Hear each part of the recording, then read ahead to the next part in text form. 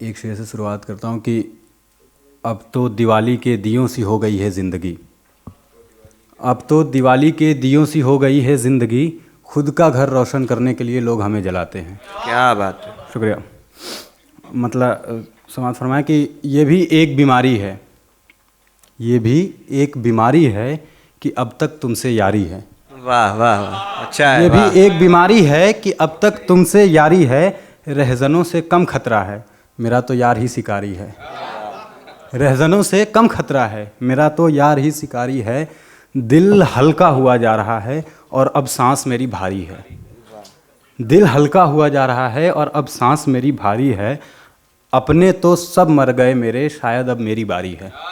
वाह। अपने तो सब मर गए मेरे, शायद अब मेरी बारी है। चार यार भी नहीं जनाजे को, चार यार भी नहीं जनाजे को, जिंदा रहना तो लाचारी है। जिंदा रहना तो लाचारी है और मारने के वास्ते जिंदगी दी।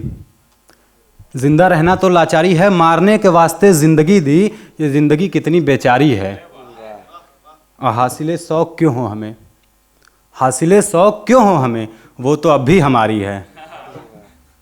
सिर्फ शायर ही क्यों कहें उसे, हासिले शौक क्यों हो हमें, वो तो अब भी हमारी है। सिर्फ शायर ही क्यों कहें उसे, जौन तो एक मदारी है। जौन तो एक मदारी है और मानत तुम्हारे इंतजार में वो लड़की सारी रात गुजारी है। शुक्रिया। वाह, बहुत शुक्रिया।